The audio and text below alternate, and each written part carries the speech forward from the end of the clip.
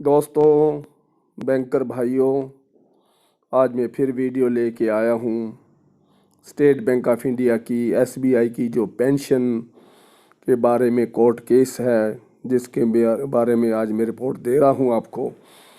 40% से और 50% की जो अनोमली का चक्कर चल रहा था पेंशन के बारे में, उसमें भी कोर्ट का फैसला आपको पता चल गया है।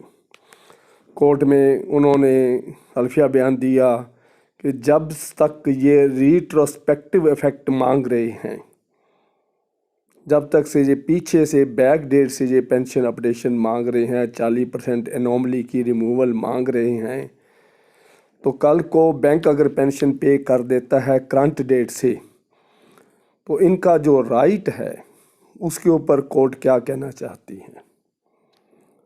तो कोर्ट ने ये कहा है कि इनका जो राइट है वो तो रहेगा ही रहेगा, लेकिन आपको पेंशन इम्प्लीमेंटेशन करने के लिए, कोर्ट का ऑर्डर को इम्प्लीमेंट करने के लिए, जबकि मैनेजमेंट के वकील ने, एसबीआई के वकील ने 6 महीने का टाइम मांगा था, लेकिन 8 हफ्ते का टाइम कोर्ट ने दिया है।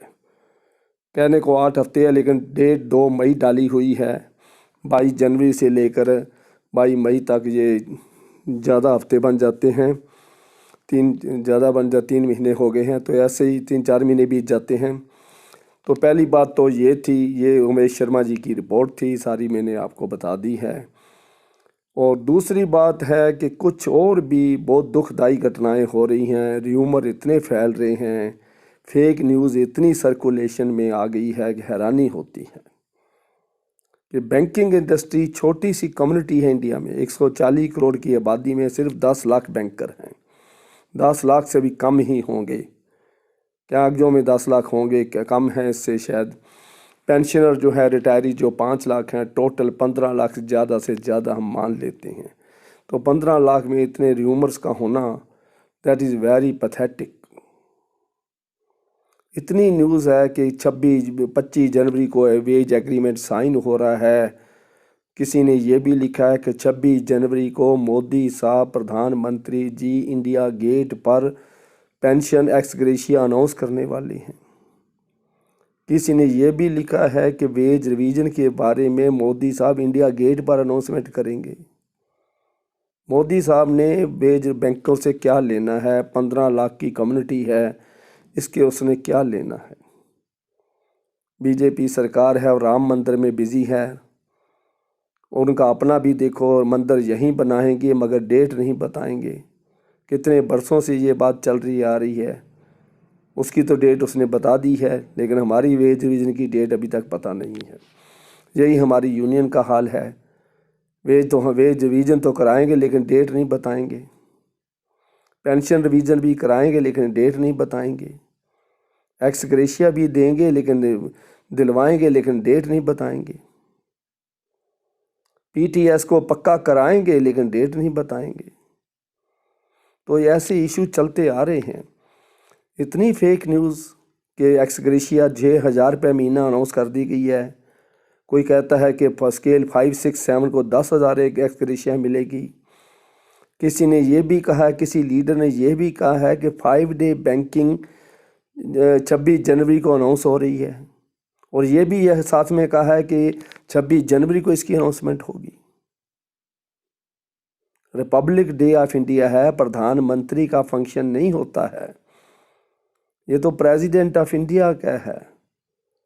गार्ड ऑफ ऑनर होता है, आर्मी राष्ट्रपति को सलूट देती है, आर्मी की परेड होती है, आर्मी की झांकियाँ होती हैं, आर्मी के टैंक होते हैं, प्लाटून्स होती हैं, रेजिमेंट्स होती हैं, और राष्ट्रपति को सलूट देती हैं। प्रधानमंत्री तो कुर्सी पर एक तरफ बैठा होता है, राष्ट्रपति खड़ा रहता है और सलूट का जवाब सलूट में देता है।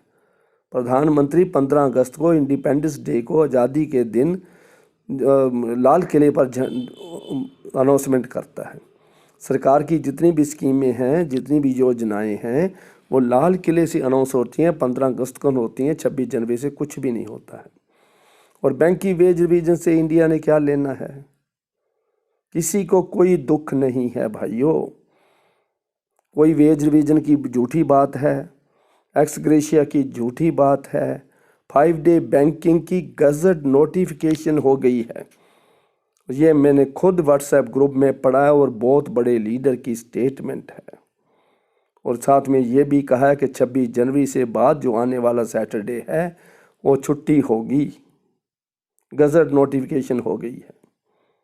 ब्लॉक लेटर्स में काले अक्षरों में, मोटे मोटे अक्षरों में ये व्हाट्सएप ग्रुप में मैंने पढ़ा है। देखिए, अगर यूट्यूबर किसी लीडर के ऊपर विश्वास करके वीडियो बना देता है तो कितना वो बदनाम हो जाता है, चैनल को कितना हम बदनाम कर देते हैं, कितने भद्दे कमेंट्स देते हैं।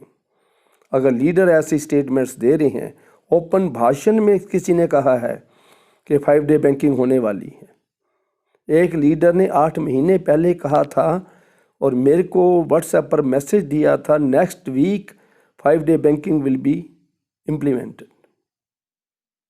ये लिखा हुआ था, मेरे पास है मैसेज।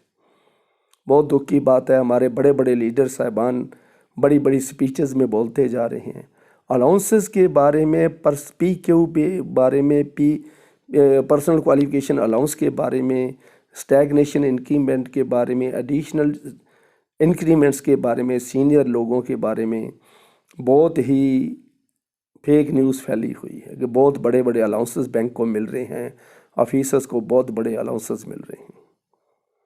किसी ने ये भी कहा है कि क्लैरिकल की पावर्स इतनी बढ़ा दी गई हैं, जो स्टेट बैंक ऑफ इंडिया के चीफ एसोसिएट से भी उसकी ज़्यादा पावर्स कर दी गई हैं। कुछ भी ऐसी बातचीत नहीं हुई है, कुछ भी ऐसा एग्रीमेंट नहीं हुआ है, कुछ भी इम्प्लीमेंटेशन की बात नहीं हुई है। जो 28 फरवरी 2023 को एग्रीड है IB और UFBU में 5 डे बैंकिंग, अभी तक लागू नहीं हुई है। तो क्या आप होप करते हो कि जो एग्रीड ही नहीं है, जो साइंड ही नहीं है, तो उसका क्या कर सकते हो। तीसरी बात यह है कि अगर 10 फरवरी तक ये लागू हो जाता है, एग्रीमेंट है, तो उसकी इम्प्लीमेंटेशन की संभावना है, अच्छा हो सकता है। लेकिन हो सकता है कि राम मंदिर की इंतज़ार में BJP सरकार, अब राम मंदिर के लोगों का विश्वास BJP पर बन गया है, तो इसके ऊपर यही है कि वोट बटोरने का तरीका जो सरकार ने करा है वो कामयाब हो गई है और जल्दी से जल्दी आप इलेक्शन की अनाउंसमेंट भी होने की संभावना है। अगर इलेक्शन अनाउंसमेंट 10 फरवरी तक हो जाती है तो कोड ऑफ कंडक्ट उसी दिन से लागू हो जाता है। और आपको पता है, जब कोड ऑफ कंडक्ट लागू हो जाएगा तो वेज एग्रीमेंट साइन नहीं हो सकता है। किसी भी तरह की पब्लिक को सहूलत नहीं दी जा सकती है, किसी तरह का लुभावनापन दिखाकर वोटरों को लुभाया नहीं जा सकता है। तो इसको लुभावने भन में लिया जाता है, अल्योरमेंट में लिया जाता है जब कोड ऑफ कंडक्ट के बाद एग्रीमेंट साइन होता है। तो इसलिए अगर जल्दी से जल्दी इसी हफ्ते में अगर एग्रीमेंट हो जाता है, नहीं तो ये ठंडे बस्ते में चला गया। ये कोड ऑफ कंडक्ट के बाद गवर्नमेंट बदलेगी कि आएगी, क्या होगा क्या नहीं होगा ये किसी को नहीं पता है। ये 6 महीने के बाद इसकी आगे बातचीत होगी। एक्स ग्रेशिया की बात भी अभी तक ठंडे बस्ते में है। एक्स ग्रेशिया कितनी है, क्या क्या क्या मॉडलिटीज़ हैं, किस किस स्केल को क्या देना है, पुराने बेसिक पे एग्रीमेंट एग्रीमेंट जो 5th एग्रीमेंट था, 7th एग्रीमेंट था, उसमें क्या करना है, 7th BPS में जो रिटायर हुए उसको क्या देना है, तो इसके बारे में अभी तक कुछ भी कंफर्म नहीं है। इसलिए एक्स ग्रेशिया की जो न्यूज़ है वो फेक है, झूठी है भाई। अरोड़ा सॉल्यूशन चैनल सिर्फ सच्ची न्यूज़ का हकदार है, सच्ची न्यूज़ ही देता है। बार बार हम वीडियो नहीं डालते, व्यूज़ नहीं बटोरते, सब्सक्राइबर नहीं बढ़ाते, पैसा नहीं कमाते। हमने तो सेवा करनी है, सच्ची सेवा करनी है। इसलिए आगे देखो भाइयों। उसके बाद अलाउंसेस की बात करी है, कोई भी अलाउंस नहीं फाइनल हुआ है अभी तक। बेसिक पे 80888.DA के मर्जर की बात हुई है, उसके आगे अभी तक कोई इशू फाइनल नहीं हुआ है। उसके बाद रही 5 डे बैंकिंग की बात, ये भी झूठी है। गज़ट नोटिफिकेशन कहीं नहीं है, सरकार ने कुछ भी नहीं करा है, ना ही होने की अभी तक कोई संभावना है। कोड ऑफ कंडक्ट लागू हो गया तो सरकार इसको अनाउंस करना चाहे तो भी अनाउंस नहीं कर सकती। इसलिए ये भी ठंडे बस्ते में ही समझ लिया जाए। तो एक्स ग्रेशिया भी गई, वेज रिवीजन भी गई, और जो 5 डे बैंकिंग है वो भी गई। बाकी जो इशू है हमारे पार्ट टाइम स्वीपर को पक्का करने की बात, या कैजुअल लेबर को कंफर्म करने की बात, एक्स सर्विसमैन के इंक्रीमेंट की बात, ये भी कहीं कोई स्टैंड नहीं कर रही है। ये यूएफबीयू के एजेंडे में भी नहीं है। एक ही बात हुई है कि वोमेन एम्प्लॉइज़ को 1 leave without medical certificate, 1 sick leave without medical certificate per month मिलेगी। ये अनाउंसमेंट, ये एग्रीड है इशू, बाकी कोई भी इशू एग्री नहीं है। इसलिए पीटीएस का बार बार जो मैसेज आते हैं मेरे को, सभी सुन लीजिए। इस वीडियो को ध्यान से, इसको आगे भी शेयर करिए ताकि बाकी पीटीएस के बाद भी पहुंच जाए। एक्स सर्विसमैन भी सुन लीजिए।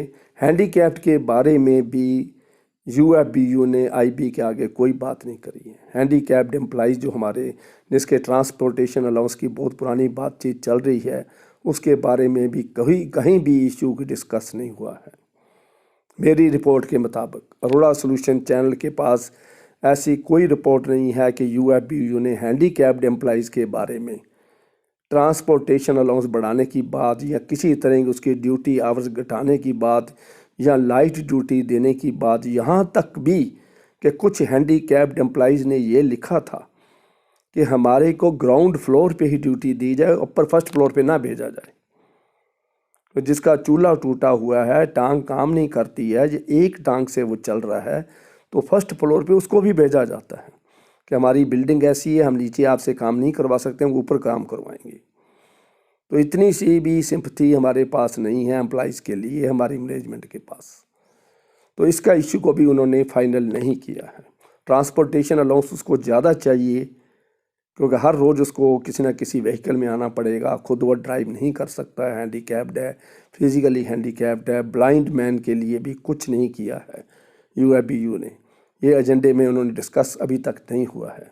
जो ब्लाइंड एम्प्लॉइज़ हैं वो ऑफिस में कैसे पहुंचते हैं, कितनी मुश्किल के साथ आते हैं, अटेंडेंट उनके साथ आता है, उनके लिए जो पार्शली ब्लाइंड हैं उनकी हालत और ख़राब है। उनको कंप्यूटर की ड्यूटी भी दी जा रही है, कंप्यूटर के आगे बैठना जिसको मना है। तो ये भी देखिए, जो शुगर के मरीज हैं और शुगर बढ़ने के कारण आई साइट वीक हो जाती है, लेज़र करवानी पड़ती है, लेज़र से और आई साइट और वीक हो जाती है कई बार, क्योंकि आंखों में ब्लड आ जाता है। ब्लड को सुखाने के लिए लेज़र करी जाती है। लेज़र के बाद क्या होता है, उसके बीच में लोसेंटस का इंजेक्शन लगता है, आंखों के अंदर इंजेक्शन लगाए जाते हैं, लाख लाख रुपए का एक इंजेक्शन है। उसके बारे में, और उन लोगों को, जो लोग शुगर के पेशेंट हैं और जिनकी eyesight due to laser weak हुई है, उनके ऊपर भी किसी तरह की कोई इशू बात नहीं करी गई, जबकि ये लेटर लिखे जा चुके हैं मैनेजमेंट को। तो बहुत दुख की बात है, कोई भी इशू अभी तक हमारे सामने फाइनल नहीं है। सिर्फ इतना है, डीए मर्जर 8088 पॉइंट है, वो भी गलत हुई है। और पेंशन के बारे में एक्स ग्रेशिया की बातचीत हुई है कि एक्स ग्रेशिया देंगे या अपडेशन नहीं करेंगे। अगर एक्स ग्रेशिया दे दी जाती है तो ये गई सारी ज़िंदगी के लिए ठंडे बस्ते में। इसकी समझो, it will die its own death. तो दुख की और भी बात है, किसी भी पेंशन ऑर्गेनाइजेशन ने, किसी भी पेंशन ग्रुप ने, रिटायरीज ग्रुप ने लिख कर नहीं दिया मैनेजमेंट को, आईबीए को, फाइनेंस मिनिस्टर को कि हम एक्स ग्रेशिया नहीं लेना चाहते हैं। कहीं लिखती मेरे सामने अभी तक नहीं आया है। और दुख की बात यह है कि देखिए, एसबीआई की जो पेंशन कोर्ट के ऑर्डर के बाद जो एनॉमली चली आ रही है, और एनॉमली बैंक की गलती है, और बैंक ने अपनी गलती मान ली है कोर्ट में, और फैसला हुए कि 3 महीने 4 महीने हो चुके हैं, अभी तक पेंशन 40% से बढ़ के 50% नहीं हुई है। कितनी बड़ी ट्रेजेडी है। कोर्ट का ऑर्डर है और बैंक ने मान लिया है, और central board, state bank of India के सेंट्रल बोर्ड ने अप्रूवल दे दी है। और दूसरी बात यह है कि रिज़र्व बैंक ऑफ इंडिया ने भी अप्रूवल दे दी है, लेकिन फाइनेंस मिनिस्ट्री की गज़ट नोटिफिकेशन की वेट हो रही है। उसकी फेक न्यूज़ आ चुकी है, रियलिटी नहीं है। तो ये है भाइयों, वीडियो बनाने का भी बातें बहुत हैं मेरे मन में, मैं बहुत बातें कहना चाहता हूँ, लेकिन वीडियो लंबी हो जाती है, फिर बहुत बड़े कमेंट्स आते हैं, और फेक न्यूज़ हम सर्कुलेट नहीं करना चाहते। फेक न्यूज़ को रोकने के लिए इस वीडियो को ज़्यादा से ज़्यादा शेयर करो, ताकि सभी बैंकर्स के पास, सर्विंग बैंकर्स के पास, रिटायरीज़ के पास, सभी ग्रुप्स में, सोशल मीडिया पर सभी जैसे फेक न्यूज़ को सर्कुलेट करते हो, वैसे ही इस वीडियो को सर्कुलेट करो ताकि सभी के पास ये पहुंच जाए। और वीडियो बनाने का मेरे को लाभ तभी है, तभी मेरे को मोटिवेशन मिलेगी, बहुत उत्साह मिलेगा अगली वीडियो डालने का। Thank you very much.